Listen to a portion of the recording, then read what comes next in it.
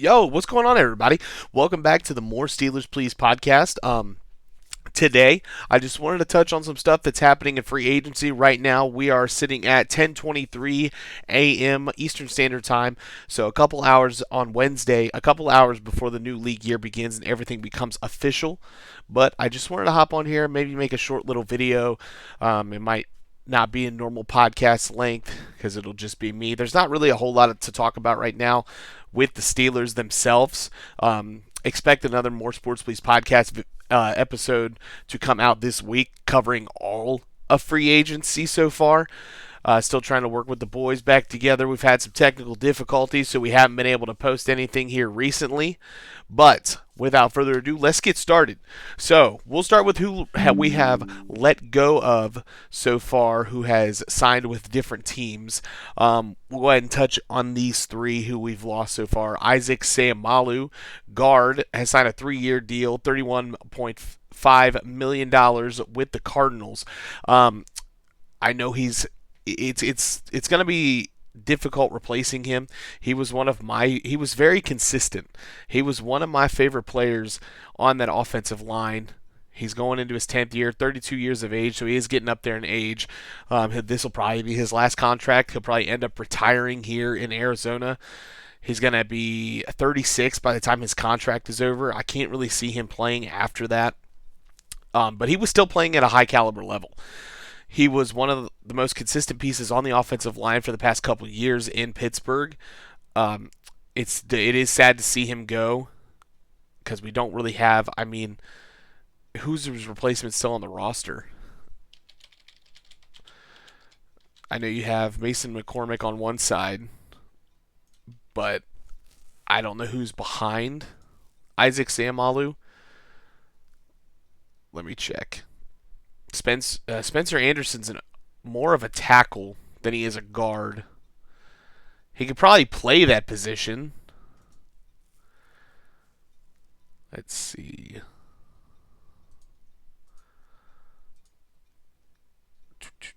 Trying to order this by position. Offensive line. Oh, scrolled way too far down. So, at offensive line, you have basically no starting caliber except for Spencer Anderson, who could probably step in and fill that role. So, I don't know if that's how they view him. If they view Spencer Anderson as the starting offense or as the starting guard that will take his position, or if they're going to bring in somebody to compete with him. But right now, he's the only starting guard on this roster that can fit in that position. Really, I don't even see Mason McCormick on here. I know obviously he's on the roster, but I don't know why he's not coming up on the roster. That's weird. Oh, sorry. Mason McCormick, yes, there he is. So he's in the guard section. They just have O-line in here, I guess, assuming playing both sides of the ball, or not both sides of the ball, both any position on the O-line. So yeah, that would make sense if they try to fill in Spencer Anderson there. He kind of can do, kind of could be that Swiss Army knife. He played a lot of extra linemen last year, filled in for Broderick Jones when he got hurt. So maybe they view him as a starting caliber offensive lineman and can throw him in at guard. But I really don't see them not adding another area. I know they were rumored to get somebody from Dallas last night that they didn't agree to terms with, so it didn't go through. So I'll be interested to see if they add a veteran like Wyatt Teller or somebody to come in and really help that offensive line get some experience on it. There's a lot of, younger guys on that offensive line.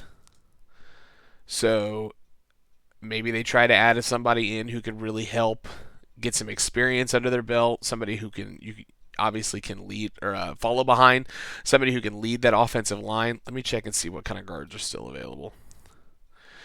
Bear with me. I thought I had everything ready, but apparently not, obviously. But fuck it. We do it live. Guards. So, I need to go to available. Boom.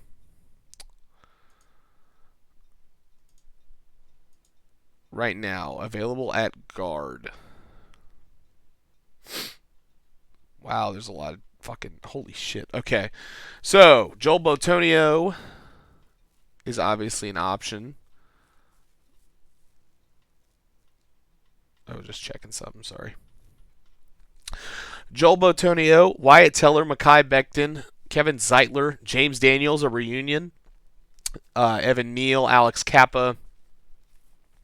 I mean, there's still some good names here on the free agency market that are at guard, but is Pittsburgh going to bring in a guy that they're going to have to pay, or they're going to bring in a young guy that they don't have to give up a whole lot of money to? They have roughly $13 million left in cap space, and that's, I believe, after the Cam Hayward restructuring that they did. But they can still trade Patrick Queen, open up a couple million there, and then sign a guard. But there's still some decent guards left, some starting caliber guards that are still on the free agency market. So the door's not fully shut for them at guard. So we'll move on to the other players we lost. Running back Kenneth Gainwell signed a 2-year, $14 million deal with Tampa Bay. This one hurts. He had amazing production last year, over 1,000 yards, all scrimmage, passing and rushing. The offense towards the later part of the year ran through him. He was amazing down the stretch when we needed him. The 1-2 punch between him and Jaylen Warren was very effective. I think it showed how effective it was in Detroit when we played the Lions. Oh, I forgot I had my alarm set. They were a great 1-2 punch. It's sad to see him go, but they already filled his role. So we'll talk about more of who we added in their spot, in Kenneth Gainwell's spot, to add that 1-2 punch again with Jaylen Warren later on down the road. But not later in this video. But Kenneth Gainwell, like I said, signed that 2-year deal for $14 million. He'll be a free agent in 2028. It sucks the running back market isn't as good as it used to be. Running backs, in my opinion, are probably the most replaceable position you could get. Hey, do you want one great running back, or do you want two good running backs? Do you want a running back by committee? Or it's very difficult to decide what you want nowadays. My opinion, a running back by committee has shown that it is more effective than it is having at least for Pittsburgh. I mean, do you classify as Najee Harris as one of the greatest a great running back? I don't know. We haven't really had like a great running back, I guess, since Le'Veon Bell. So maybe it hasn't shown to be the best, but it definitely allows you to save the cap space and not put all of the money into a running back. He gets hurt, and then you back up as somebody who's not as good as the 1-2 punch. So, the third guy we have lost so far in free agency is James Pierre, who signed a 2-year, $8.5 million deal. This is a steal for Minnesota. James Pierre was one of the best corners per PFF last year. Let me look up and see what his coverage rating was. But he was ranked one of the top corners in the National Football League. It was, I don't know how he did it, but he really turned his career around. He was burnt toast there for a while. 86.8. He was rated second amongst active corners, second out of 114. And Minnesota gets him for a steal. Hopefully he continues to play up to that high level that he has been. He's had his ups and downs when he was at Pittsburgh before, but last year, man, he really popped off. He was a lockdown corner, which is weird to say for a guy like James Pierre. But clearly they saw something in him and kept him, because I believe they let him go and then signed him to a 1-year deal and kind of played that back and forth game where they were like, we'll let you walk, come back, we'll let you walk, come back for, I want to say maybe 1 or 2 years, but I could be wrong. But he finally finds a new home in Minnesota for the next 2 years. We'll see how he does and see if his career continues to go upwards.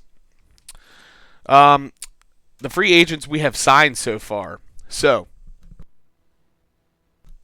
we have gotten to fill the position of losing James Pierre. We've signed Jamel Dean, formerly out of Tampa Bay, to a 3-year, $36.75 million deal.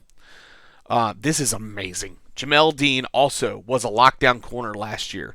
He fits the scheme perfectly. He's one of those guys, that's going to be amazing, or not amazing. He is going to be amazing, but he's one of those guys that can really play off of Joey Porter Jr.'s style. He fits it perfectly. He's going to be finally the number 2 cornerback that we've desperately been searching for years. We thought we had it last year with James Pierre, but he goes off to Minnesota this year, so you obviously have to fill that void. You kept Asante Samuel by re-signing him to a 1-year deal. But yes, Jamel Dean was ranked the 3rd best corner in the league with an 80.6 grade, and if I'm not mistaken, Joey Porter Jr. was ranked number 1. But I could be wrong. Joey Porter Jr.'s PFF ranking per PFF is not number 1, sorry, 37th. But he had an amazing year, and I don't think PFF really is doing him any justice. But if we're sticking with PFF's rankings, Jamel Dean played amazing last year. He was second to James Pierre, so it really filling his void of losing James Pierre, filling it with Jamel Dean, I think is a massive step in the right direction. 6'1", 206, 29 years old. You get a veteran presence on that corner position. And him and Joey Porter at CB1 and CB2 is going to be something that teams are going to be forced to have to throw other directions, which is going to be hard when both outside corners are going to be playing amazing ball. Steelers signed Rico Dowdle to a 2-year, $12.25 million deal. Rico obviously fills that need with Kenneth Gainwell leaving. He had 1,000 rushing yards last year as a Carolina Panther. I think you get him, he played better than Kenneth, sorry. Not to confuse with Kenny Pickett, who was a Steeler. He played better than Kenneth Gainwell, and you get him for less than what Tampa Bay paid Kenneth Gainwell. So this works out perfectly. I do think he's a downhill runner, so this is going to help their play style a lot more. Pittsburgh really likes their downhill run between the tackler running backs. This 1-2 punch between Jaylen Warren and Rico Dowdle is going to be amazing. I think if there comes, obviously, I don't mean to fucking, spoil it, but obviously Aaron Rodgers is probably going to be coming back as the quarterback. I don't really foresee us getting Kyler Murray. I think he's going to end up a Viking, so I do believe Rodgers is coming back for a year. So if there's a time where Rodgers can't throw that damn ball or can't get the ball to his receivers, we'll get more into that later, you can obviously have that 1-2 punch with Jaylen Warren and Rico. And I think arguably it's going to be better than last year between Jaylen and Kenneth. And then late last night, the Steelers signed safety Darnell Savage to a $1.487 million deal. In my opinion, this is the first big L. Not big. This is the first L of the Steelers free agency. Darnell Savage has kind of been burnt toast the past couple years. He reunites with his former head coach and Mike McCarthy when he was in Green Bay. He wasn't the best in Green Bay. He didn't have the best year in Buffalo. He's just... It's a depth piece, honestly. I think it's the exact same thing we had last year when we signed Juan Thornhill. It's not the best, but you add a guy as a depth piece. You definitely need that at safety now. Losing Kyle Duggar and Jabril Peppers, they're still both free agents, but who knows what's going to happen if they'll get re-signed. Like I said, I don't like it. I would have much rather preferred Kyle Duggar or Jabril Peppers back over Darnell Savage, but Mike McCarthy's going to bring in his guys on who he likes, and Darnell Savage just happens to be one of them. So, the free agents, like I said, that are still available for Pittsburgh earlier, I did mention Kyle Duggar, I did mention Jabril Peppers, I mentioned Aaron Rodgers. Steelers did cut Jonnu Smith, that freed up some cap space. Obviously, he won't be back. Calvin Anderson's a free agent. Miles Killebrew, I don't think he'll be back. Special teams GOAT. The problem is he was a special teams GOAT with Mike Tomlin. Marquez Valdez-Scantling, I don't think will be back. Scotty Miller, I don't think. Isaiah Loudermilk, I don't think. There's just, Corliss Waitman, obviously not. Connor Hayward, maybe, I think. But Tomlin's not here. So you don't get that, like, oh, I'll bring your brother back. I'll make sure you don't get that with Mike McCarthy. We don't know how he is. We don't know his play style. Is he going to bring him back simply because he's Cam Hayward's brother? I don't know. I don't think so. He plays a fullback position, but fullback is kind of becoming an irrelevant position at this point. Let's look at available free agents from everybody that are still available in the 2026 free agency class. So, bear with me. Let me scroll up. Available. Tyreek Hill. Yep. Just going to say his name. Juwan Taylor, right tackle. Taylor Decker. A lot of older guys. Christian Kirk, Deebo Samuel. David Njoku. Hassan Reddick. Darnell Mooney. Joey Bosa. If there's one guy that stands out to me that I really want, it's obviously I would love Dre Greenlaw. It doesn't go against the Steelers' compensatory picks if they want him. And if they're willing to trade away Patrick Queen, get in a guy that's physical like Dre Greenlaw, and then draft a linebacker. And Jaquan Brisker, but for obvious reasons. He's a hometown boy, went to Penn State, would love to see him back in Pittsburgh, but I don't think it makes much sense. You have Deshaun Elliott. You just signed Darnell Savage. You have Jalen Ramsey, who I believe they view as a safety. I don't think they're going to put him back in the nickel corner when you sign. I mean, you got Joey Porter, you got Jamel Dean, you got Asante Samuel Jr., you still have Brandon Eccles. You have 4 corners on the roster, and I don't believe they're going to move any of them down.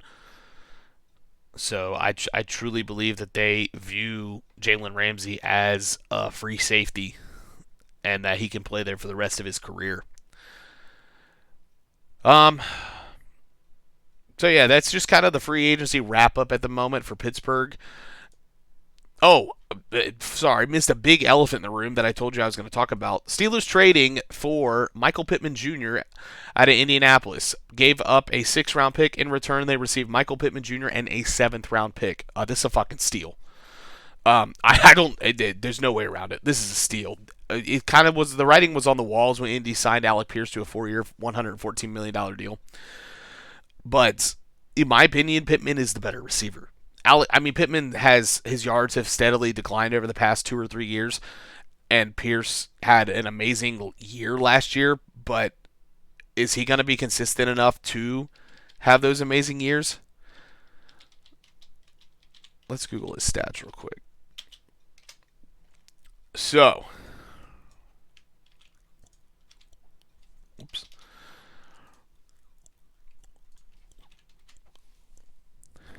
That's a bad picture of him. That's funny. So, last year, Alec Pierce obviously had 1,000 yards. The year before that, he had 824 yards. The year before that, had 514, and in 2022, he had 593. So, he has increased, obviously. I wouldn't say it's from 24 to 25. It's noticeably that big of an increase, 200 yards. And how much of that comes from, you put Daniel Jones in, Daniel Jones might have thrown to him more. So,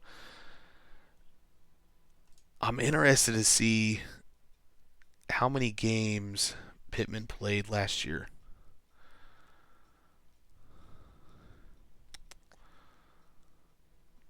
Recent games. Looks like Pittman played in all of them. That's what it looks like. So no real injury. But, damn, he went off against us. 12 targets for 115 yards. Holy shit. No wonder we fucking wanted him so bad. Damn. He hasn't had a fucking terrible game. 4 receptions for 13 yards against Houston is kind of he's played bad at both times against Houston. Jacksonville, he kind of did die out towards the latter end of the season. God, against Arizona, 2 receptions for 3 yards. Oh, I'm sorry, not 2 receptions for 3 yards. 3 receptions for 20 yards. 2 receptions, 3 targets. Jesus, man, get my eyes checked. So I mean, he did. Yeah, I mean, he kind of did have a steady decrease. He went through the season. Had 80 receptions for 111 targets. He was averaging 9.8 yards a catch, which isn't terrible. But how much of this have to do with quarterback play? Because Daniel Jones goes down. Shortly before or shortly after that, during that Berlin game, I believe. And that's when his numbers started taking. Oh, sorry. He went down against Kansas City. Was it Kansas City or Houston? Looks like it might have been Houston. Yeah, so Riley Leonard plays in that Jacksonville game. Yeah, so I mean, aside from one outlier where he had 2 receptions for 19 yards at the Sunday game in Berlin against Atlanta, his his numbers definitely take a drop. 8 for 27 against Kansas City is all right. 12 reception or 12 targets, 5 receptions for 27 yards against Kansas City, 9 receptions for 79 against Jacksonville. Other than that, his targets have definitely taken a drop, and his receptions and yards. But like I said, how much is that? How much of that is due to quarterback play? You have Riley Leonard, you have Phillip Rivers. They're definitely not playing to the caliber that Daniel Jones has been playing the past year. After he got traded, he definitely after he got traded, he signed a new contract, 3-year, $59 million extension that took out his $70 million extension in March of 2024 with Indy that carried a $29 million cap hit, so that is all erased. Signed that new deal for 3 years. Him and DK's contract line up. Both of them will be a free agent on the same year. So just in case this doesn't work out, both of them are set free.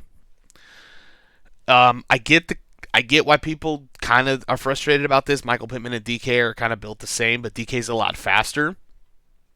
So they're not the exact same receiver. This is definitely finally adding a wide receiver too that we have desperately needed over the past years. It shows that the front office is willing to make changes again, willing to bring in guys that they haven't I don't know what they were doing last year. Why? Sorry, let me move this down. I don't know why my head gets cut off. I don't know why they weren't willing to go after, and maybe they were, and they just made the wrong decisions. But it's like every time they were in the running for a wide receiver too, it was Brandon Ayuk. Oh, couldn't get the trade to go through. But even then, they were probably going to end up sending Pickens off to San Francisco for Ayuk, which in turn puts you back in the same position. You had DK, you had George Pickens. Granted, you were going to have to pay George Pickens in a year, but not nearly as much as what Dallas has to pay him with him going off. Because I don't think GP gets that same production in Pittsburgh with Aaron Rodgers for a year. But you have literally the two same type of receivers playing on the outside, except DK's much bigger, size-wise. So I think they're just trying to dig themselves out of a hole from that GP trade, and I think this will finally help with Michael Pittman coming in and being that wide receiver 2. I just don't know who wide receiver 3 is going to be. Do you re-sign Calvin Austin and bring him back and have that speedster that can stretch the field?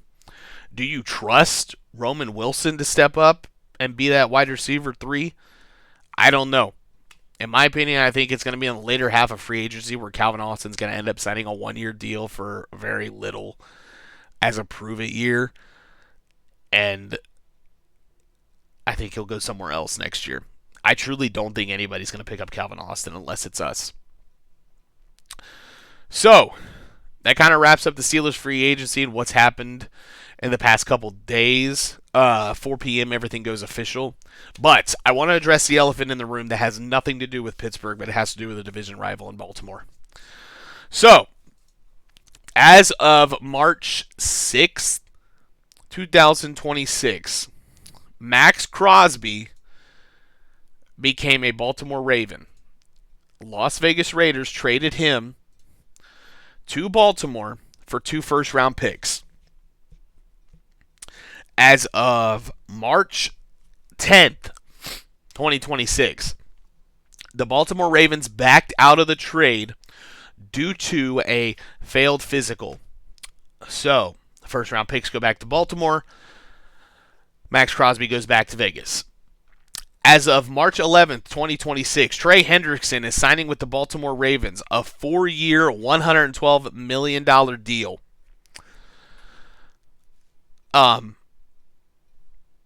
This shit is sketchy. I truly don't understand what is. I do understand, but he can make another $8 million via incentives. So this could result in a $120 million contract. But it seems more like buyer's remorse versus a failed physical, in my opinion. I get Maxx Crosby's coming off of a knee injury and he just came out of a boots, but I don't think it's anything. I'm not a doctor. Maybe they did to truly see something. I don't think it's going to be anything that hinders his play. I think that Baltimore didn't expect to lose all their key pieces that they've lost so far in free agency. You know, let me see who they've all lost so far. So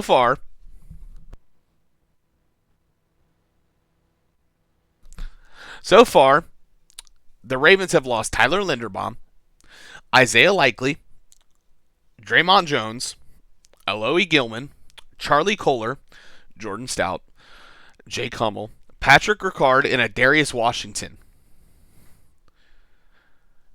And they've signed Josh Simpson and Trey Hendrickson. So I truly don't think I think they expected to lose a guy like Isaiah Likely. I think the writing was kind of on the wall there. But I don't think they expected to lose a guy like Tyler Linderbaum. I don't think they expected to lose a guy like Aloni Gilman. I don't think they expected to lose a Darius Washington or Draymond Jones. I don't think they expected to lose all those guys. So I think they quickly pivoted. Their doctors knew he had that injury, saw something they didn't like, and vetoed the trade, canceled it out. Pivoted to Trey Hendrickson, saw that his market wasn't getting a lot of. I think this also played into the sending him back to Vegas. Saw that Trey Hendrickson wasn't getting a whole lot of action in his market and jumped upon it. Threw him as much money as he wanted. And now we get where we are today. Baltimore has 2 first-round picks, Trey Hendrickson, and no Maxx Crosby. I do think this hurts their credibility, and I don't think any teams in the near future will be doing any business with them trade-wise. It is something I've seen players get backed out of failed physicals before signing to other teams or trying to come out of retirement, but I don't think I've ever seen a failed physical on a trade with this star caliber name of a player. It's shocking, to say the least. Am I happy? I think it's funny. I'm happy because, it ruins their credibility. But on the flip side, in my opinion, Trey Hendrickson's the better player. He's had the better production over the past couple years playing in that Cincinnati defense. Granted, that Cincinnati defense is a smidge better than Vegas. They're not by much, but I think it is better. Was better with Trey Hendrickson. His production has been better. But, man. But if you're the Raiders, how do you view this? You just signed all these players. As a Vegas Raider, you have signed Tyler Linderbaum, we touched on that, Kwity Paye, Quay Walker, Nakobe Dean, Jalen Naylor, Eric Stokes is back, and Malcolm Coates is back. So now you have Kwity Paye on one side and Maxx Crosby on the other. All of a sudden, you have elite edge rushers. I mean, you already had an elite edge rusher, Maxx Crosby, but you were going through this and expecting not to have him. I know this is going to fuck up your cap space. You just cleared a shit ton to sign all these players. And now you're adding $30 million back onto the books by getting Maxx Crosby. But if I'm Vegas, this kind of is a bit of a good thing. I mean, granted, you're not going to trade Maxx Crosby and get nearly the haul that you were going to get from Baltimore back, but you can keep him and continue to build around that defense. You already got some star talent. I wouldn't say you already have star talent on the defensive line, but you already got on the defense, but you already got star talent coming in from free agency. Let me check their depth chart from last year. So, right now, they still have Jeremy Chin, Nakobe Dean. They just signed Kwity Paye. So yeah, I mean, Tyree Wilson. I kind of forgot they ended up drafting him. He hasn't had the best production, but still, I mean, Thomas Booker on left defense. I mean, you could sub in Kwity Paye and make him on the fucking edge rusher because he is an edge.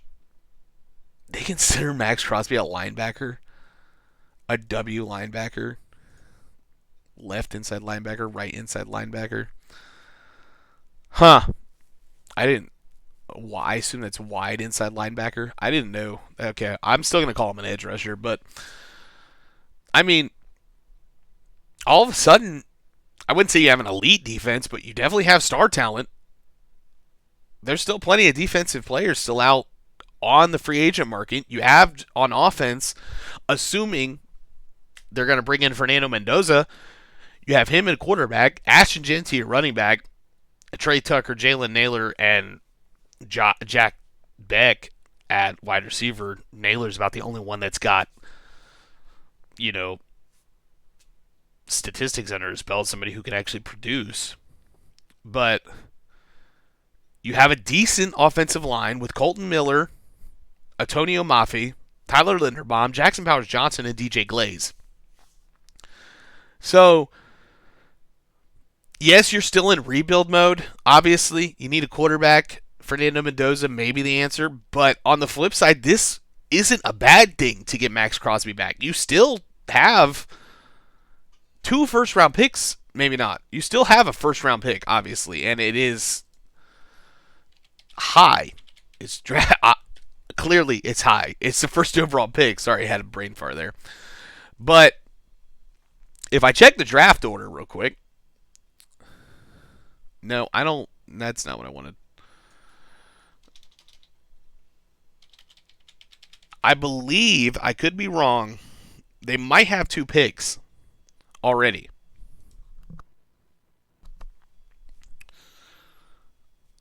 So Vegas is pick number 1.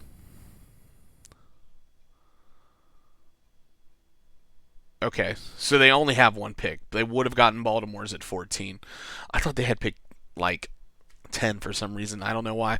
Okay, so you only do have 1 pick. But you trade Crosby, you can easily get a second-round pick right now at least. A failed physical on one team doesn't result in a failed physical on another. It's up to the medical doctor's discretion on what is classified as a passing and a failed physical. So, does a team like Chicago, a team like Philly, do they reach out and get Maxx Crosby?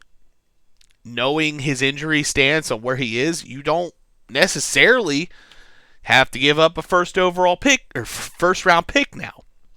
Jacksonville, do they give up Brian Thomas Jr.? That way, Vegas has a fresh young wide receiver to add in again for somebody to help Fernando Mendoza produce. I don't know.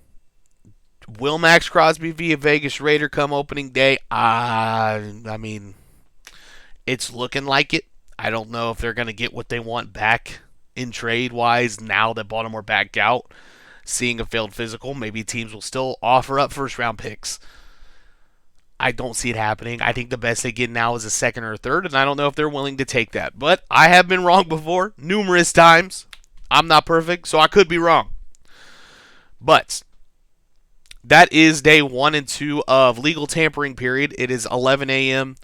Eastern Standard Time. Everything goes official at 4 p.m. today, Wednesday, March 11th. Like I said, keep an eye out for the More Sports Please podcast with all the boys in here. We'll be talking more about free agency, updating you more about everything that happened. You'll hear their side on the rants of the whole thing that's going on with Maxx Crosby in Baltimore with Trey Hendrickson. Who, by the way, is also coming off surgery for core muscle surgery. I'm interested to see if he passes a physical. And, I mean, Baltimore did nothing illegal, but it is absolutely shady. and I'll leave it off there. If you guys have any takes that we want to mention them in the comments. Find me on Twitter, jherbert3898. Find me on Facebook. I'm not on Instagram anymore. Find me on wherever you can find me. YouTube, Twitter is probably where you get a hold of me. If you got any takes you want to talk about, any questions you want to mention, put them in the comments below. I will try answering all I can. Let's talk some sports, boys. Let's talk some football. Let's talk Steelers. See you guys in the next one.